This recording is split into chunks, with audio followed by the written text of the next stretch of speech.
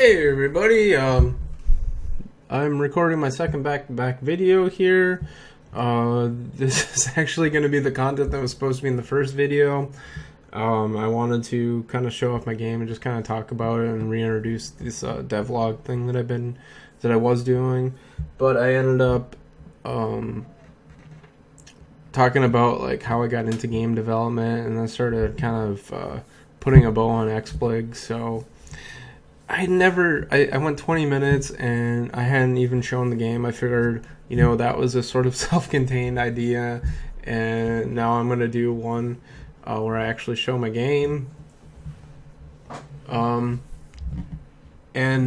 that's my kitty, too, because I don't know if you guys are aware, but it's kind of like a thing that if you're a game developer, you should have a cat. And I have two cats, and this one, as you can tell, loves to be held and cuddled. Right, kitty? Right, kitty? Say hi. Hi, kitty. Will you say hi? Can you say hi, kitty? No? Alright, well, let's put him back. Alright. Thank you, kitty. You're a good kitty. You're a good kitty. Anyways, so I'm going to take this opportunity to actually show off my game, and I just want to kind of talk about it and talk about some of the design decisions, and I hope going forward, I'd like to actually have a little bit more focused discussions. Maybe I talk about like the editor, maybe I talk about some sort of really specific aspect of, weapon design, or why I added coins, or, why there's a guy in the background playing guitar in the jungle. Who would play guitar in a jungle? Who? But anyways, let's just show off the game, and we'll see where it goes from there. Alright, so this is my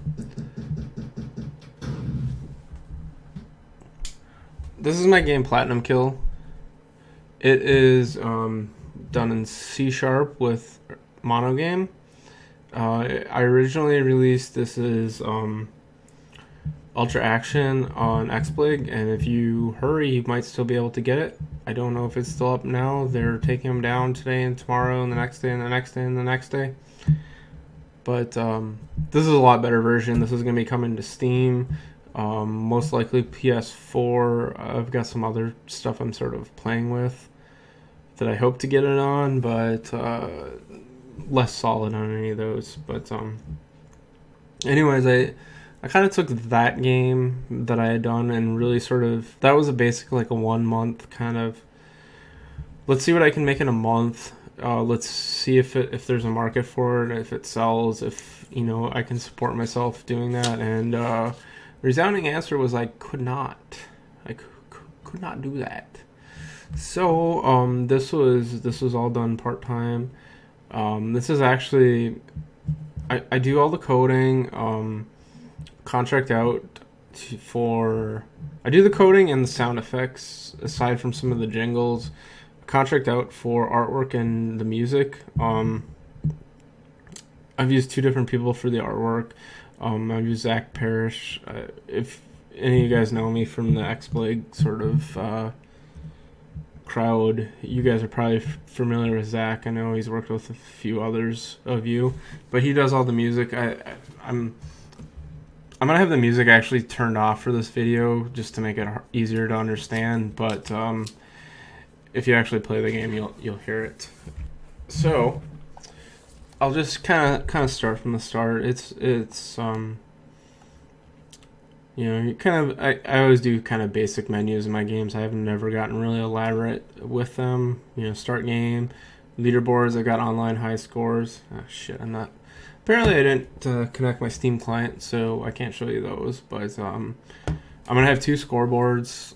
One is going to have your high scores, and then I'm going to have another fastest time for sort of speedrunners. It's kind of like, okay, well, who can, finish the game the fastest of anyone?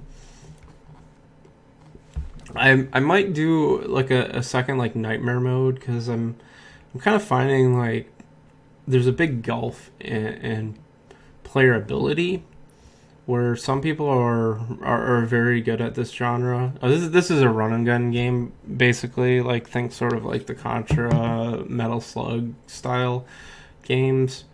I'm finding a pretty wide gulf in players. Like, some people are like will whip through these levels like no problem, and other people are just struggling to even realize like basic like jump, directional firing kind of stuff. So that's been kind of challenging, because you try to strike a balance of like, hey, I want to make a good game and I know I want to do this genre right, but you also don't want to like exclude people from being able to play it. So you gotta like find an area where people that are familiar with the genre can enjoy it, but people that are new to it aren't like just so turned off that they don't want to play it.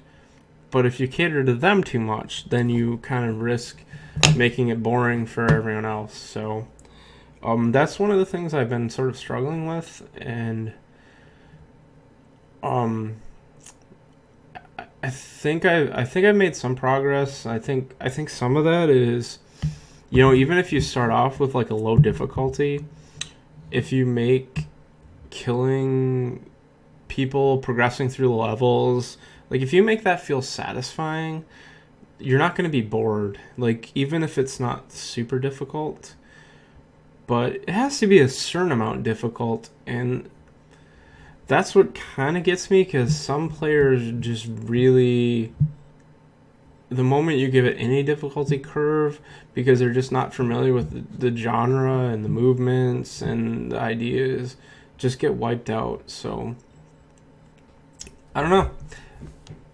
Hopefully I figure that out. Maybe I'll see more specifically when you play some of these levels. So join screen, where it says blue here, I'm eventually going to put in some kind of cool code names, but I haven't figured that out yet. So right now it's just what their color is. You've got the ability to pick from any of the different players that are currently available, and actually, like, one of the things I want to do is add a lot more different people in there. I've got the artist working on some female characters to put in here, and then I'm going to do some silly ones. I'm going to have a guy in a business suit. I'm going to have a guy with like a cat head, and maybe a guy in like leopard prints or something. Like, I don't think I'm going to have those all initially unlocked. I wasn't really planning to do DLC, but I guess that would be a fitting way to do DLC, is to add in more. But I'd kind of like to have like a couple unlocked initially, and then as you progress through the game, for beating levels and doing other things, there are going to be achievements. There aren't any currently, but perhaps unlocking some of the achievements unlock some of the other players, and I want to show them here on the screen, but with like a locked icon or something to make it kind of obvious. Anyways, the game supports up to 5 players. You can play with 4 like Xbox gamepads on a PC, plus a 5th with a keyboard. When I do the console releases, it'll probably be just 4 players, and I'll get rid of the keyboard. But that's still pretty plenty. It's just going to be local stuff. I don't really, for this game, want to get into online multiplayer. I think it's pretty challenging to do that, and I feel like this game is most best just experienced, sitting next to your buddy on the couch. I did add this. If you see down on the bottom where it says AI players, you can actually add in some computer AI players. They'll play alongside you. So if you want to have some help, they're kind of deadly accurate, but they're also kind of stupid. So it's one thing, as I get more into development, I want to kind of flesh them out, because I actually use that same code for the AI players for these little AI helpers, which I'll talk about as I get into the game.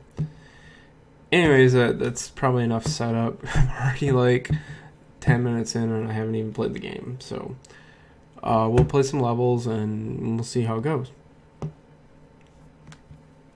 Alright, so I've got this level select screen.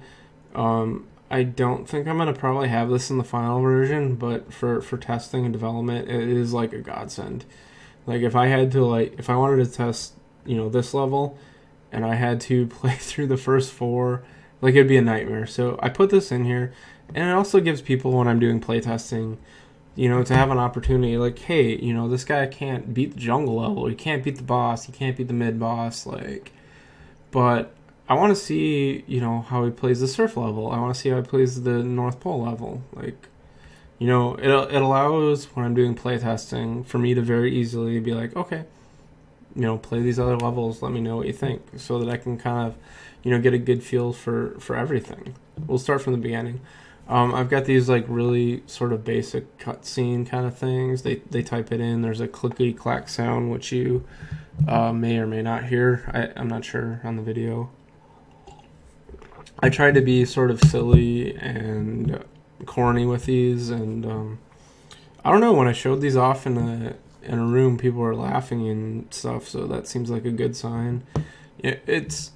Humor is a hard thing to kind of do, because if it falls flat, people are like, that is dumb, and it's challenging to kind of understand, like, hey, is that funny, is that not funny? But I have a very sort of unique humor style that is very sort of goofy and silly, and I don't know, people tend to like it, so I just kind of go all out with it. And I think this jungle level is the first level I did it, and it was a little bit more serious, but I'm getting more out there as I progressively do more levels, and I might come back towards the end and revamp this. I know I've mentioned this a bunch of times, but John Romero, one of the guys to work on the original Doom games, he said that he would like to do the first level in the game last, and that was because when are you the best at making a level? It's after you've made level after level after level, and so if you make the first level last, that's the best level, and that's when that's the first level that gamers are going to play, and that's what really going to sell them on your game. Like there's going to be a lot of people that will only play this level in my game. They're not good enough, or they don't like it. And my goal with this level needs to be to sort of minimize that. I need people to enjoy this level and to want to play more and want to play the game again. So this level needs to be, it needs to stand out. And I'm not sure it does right now. It's kind of basic. It looks a lot like the Contra levels, and I think I'm gonna try to do more with it. And I have done some changes to it, but it's still got work. All right, so you're this little guy. You've got 8 directional movement. You can jump. You can hold down a button so you can stay in place and dance. Oh, and you can shoot.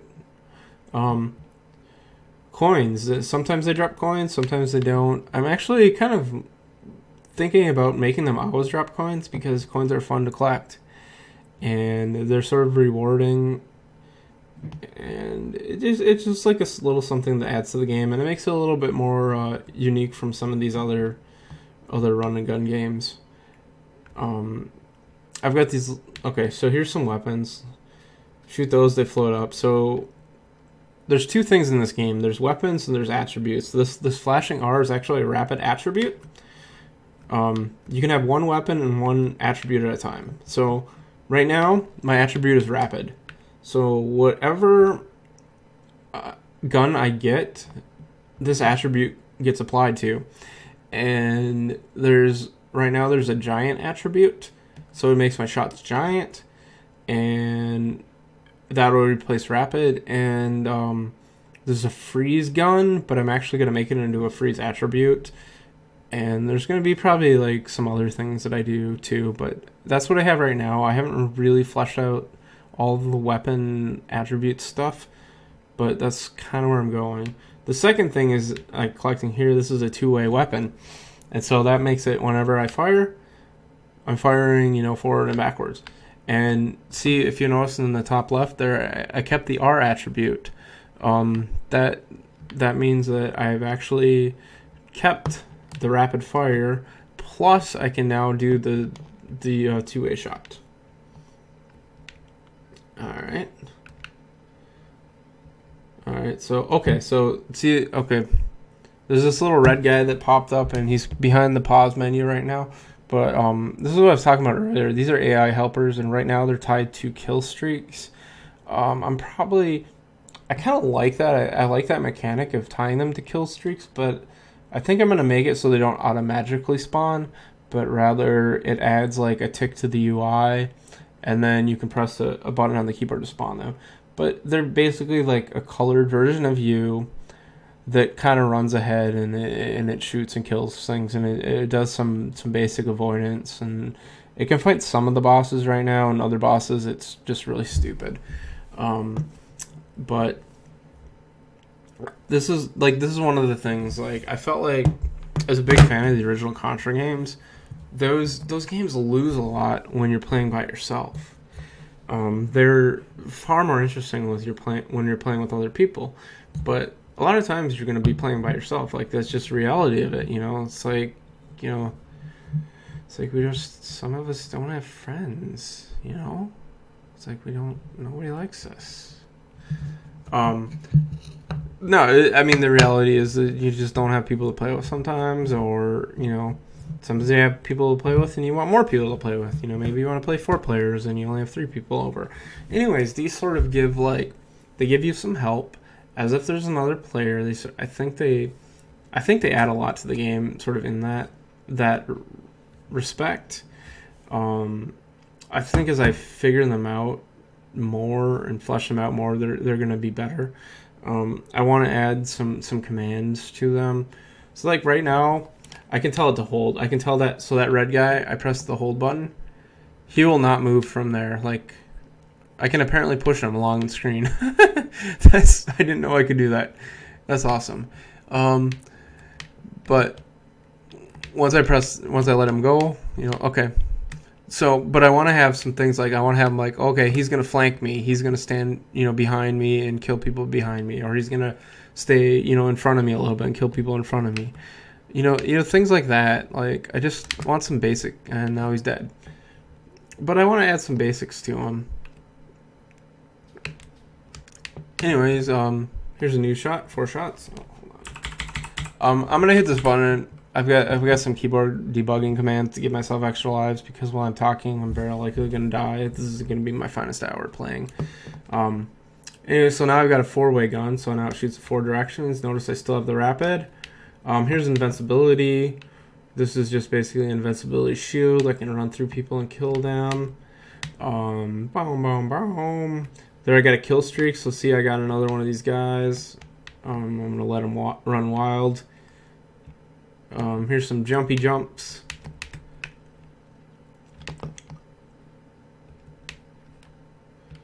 Here's a guy rocking out. I think about what the level theme is, and think about what that guy looks like, and let me know who you think that is. Alright, here's one of this new almost mid-boss thing that I added. A giant Moa head there. He's kind of fun. Like, as I've kind of worked on this more, I want to add what I'm going to call, like, set piece enemies like that. You know, he's just, like, he's giant, he stands out, he looks cool. And, like, he's memorable. Like when you go through this level and you kill, you know, 50, like, skeleton walking guys, like, you don't think about that. But when you kill, like, a giant, like, head that comes out of the ground, like, that's the kind of thing that you kind of take notice, and, like, you know, a gamer, like, remembers. And I'm trying to add more set pieces, more moments to this game, so that I want to be like, oh my god, like, that boss was awesome. You know, you can be like, hey bro, check out that cool boss, man. I kind of like this here. So if you're smart enough to kill that guy, you can go up high and you can get the power up here. Okay, so this is going to be a good example to talk about right here. This is a homing weapon. and so it shoots at the enemies. You don't have to aim at them. This is something though that needs like some serious balancing, because it makes the game really easy. It's a weak weapon, but it's an extremely accurate weapon, and a lot of enemies die from one hit. So it's very unbalanced right now. So like I can just run over here. See my AI helper? He's killing those guys, but see, he doesn't know to kill the skeletons because he's stupid. But see, like this is easy. Like I can stand over here, and I can just shoot him. So I've got to figure this out. I've got to figure out the homing shot, because it kind of ruins the game. But I'll kill myself, and then I can start with a different weapon. I'm 20 minutes in, and I don't like to make huge videos, so I think I'll probably show this one last level, this one more level, and then I will do a follow-up later where I can actually show off some more levels. So this is a surfing level. I kind of want to do a change of pace level. If you played some of the Teenage Mutant Ninja Turtle games, they all have these sort of levels where things pop out of the water, out of the sewer, and you kill them and you get points and you might get lives. And the levels are just like reasonably easy. And that's kind of what I wanted to go for here. Like, hey, I just got through that challenging level. Let me get a level where I just get to shoot things and it's satisfying to kill things. And the AI, just by the way, doesn't know how to play this level at all. So they just kind of stand there and they shoot a little bit, but they're very lost. I have to fix them. I just haven't got to it. But, anyways, it's sort of like a cooldown level. They do this in wrestling a lot, like professional wrestling. And they'll have like one of their big matches, and then they have a cooldown match in the middle, because if you go from like high to high to high to high, people it kind of loses it. Like you're sort of like at the same plane, and you don't kind of realize like oh my god, this is amazing, because like what you saw before was just amazing, and it's all kind of like it's all one level. So what you're doing here is you're kind of giving like people, like, you give them a chance to breathe, you give them a chance to relax, you give them something that's kind of easy, something that is still fun, but it's not crazy, something a little entertaining, and then you hit them with the actual level, that really raises their expectations up, and then I don't know. Maybe it's a dumb idea. Maybe it's not a dumb idea. But I wanted to try it. I have 2 such levels in this game that are going to be like this. And we'll see as I playtest more. I hope people like it. But actually, like when I start making videos, and let me actually add to this too, a lot of the artwork on this level is not done yet. So you're going to see a lot of placeholder stuff on like the first level. But even with the placeholder stuff, when I show off this, like in Twitter, I get way more shares and likes and stuff from this level surfing, and I think it's the sheer absurdity of a guy on a surfboard with a gun, fighting. It's not something you see, and that's actually something I want to do more often in the game. Okay, I'm killing myself to get rid of that gun because it's too easy. Okay, so I've got those little mines that explode. Now here's a little rubber ducky. Got a duck to kill him. Oh, spread gun. This is sort of a staple of the genre. You have to have this. It's another one of the balancing issues, though, because like you want to feel ultra powerful when you have this gun, but you also don't want to make the game completely like ridiculously easy. Like, so it's sort of a challenge. You've got to play with like the fire rates, and you've got to play with the how much it spreads, how much damage it actually does. All the different guns, they have different speeds you can fire, and they have different damage they do. What's actually interesting is what we may not realize about this genre of the game. Okay, holding down the button is the fastest I can shoot. No matter how quickly I press the button, I can't shoot faster than holding down the button, because there's a time limit. Like, I press the button and it won't shoot again until that cooldown period has elapsed. And what this does is it prevents somebody, somebody I know showed this to me, and I was like, holy crap, like, you've just, like, completely unbalanced my game and made it, like, far too easy. So you really have to, like, add that in there so somebody just can't, like, completely break your game. Like, somebody that can press the button insanely fast. And it's not enjoyable to be just jamming on a button the entire game. Like, if I had to play this game and the whole time go,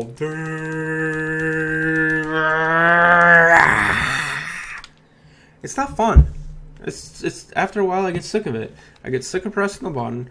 My finger cramps up, and then I don't want to play anymore. So holding down the button, it's nice. Look how easy it is. Like my sleepy cat over there could do that. Watch it. Here, hold down the button, kitty. He doesn't want to hold down the button. We were playing earlier, and he's just kind of tired. All right.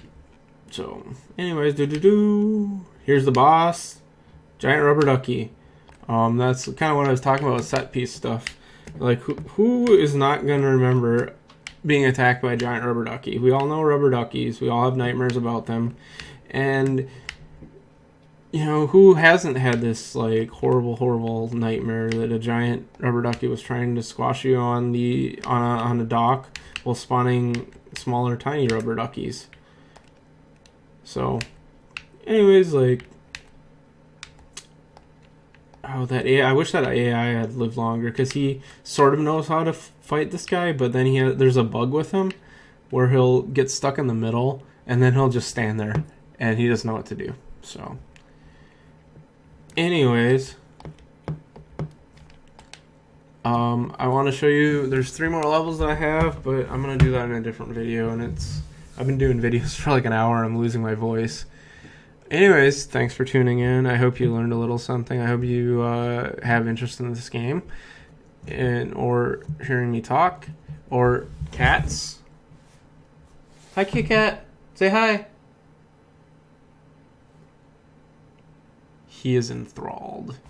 So, anyways, but leave me comments if you want to hear about any sort of specific stuff that I have to talk about. I would love to hear my own voice talk about it. So, I don't know. Please let me know. Share this, comment it, blah, blah, blah. Thanks for listening.